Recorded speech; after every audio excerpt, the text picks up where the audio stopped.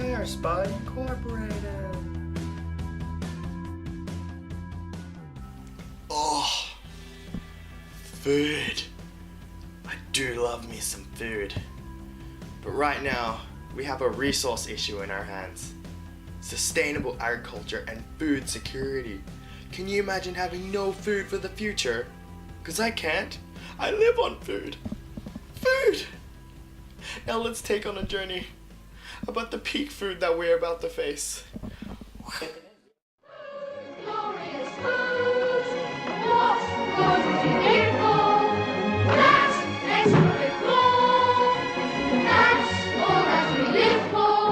Why should we waste it to nothing but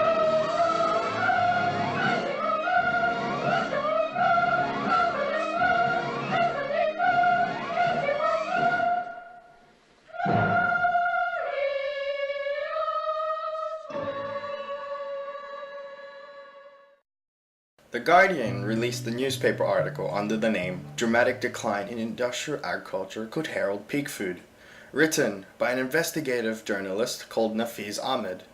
Working for the agency The Guardian, he writes on the topics of the geopolitics of environmental, energy, and economic crisis. The article, "Dramatic Decline in Industrial Agriculture Could Herald Peak Food," written by Nafiz Ahmed, speaks about the amount of food production that currently is unable to feed the population, whereas we are reaching the point where demand is currently higher than what is being produced.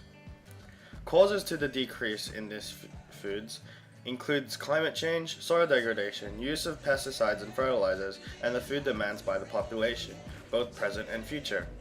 With this, the article portrays the side of improving the current method used in agriculture with more sustainable methods, mainly in water and land use.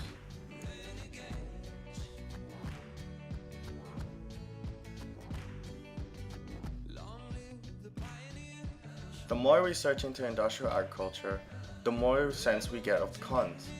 There are now less pros to industrial agriculture. Industrial agriculture is now having problems for the long run in feeding our population. Our population right now consists of 7 billion people around the world.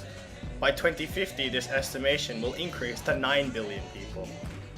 The food demands will continue to increase, thus affecting the industrial agriculture. Here we have the map of population density per capita. China has a higher population density than that of Australia. China here is in brown color to red.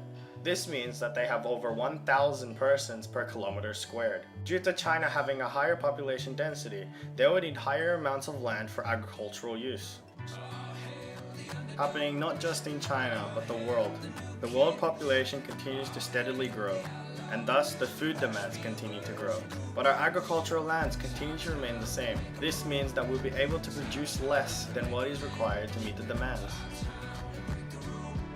Soil degradation is another main cause to decline of industrial agriculture. This is due to the plants being used in the same farmlands over and over again, absorbing the nutrients within the soil.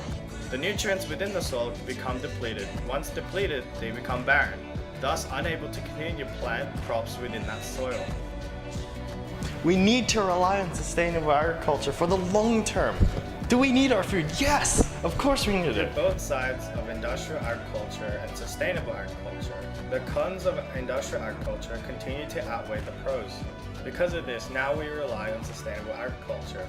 Thus, the article written by Nafiz Ahmed, "Dramatic Decline in Industrial Agriculture Could Herald Peak Food," continues to reach a high credibility. We are now stuck on two sides, whether we should keep going for industrial farming in the future or continue a new pathway of sustainable agriculture.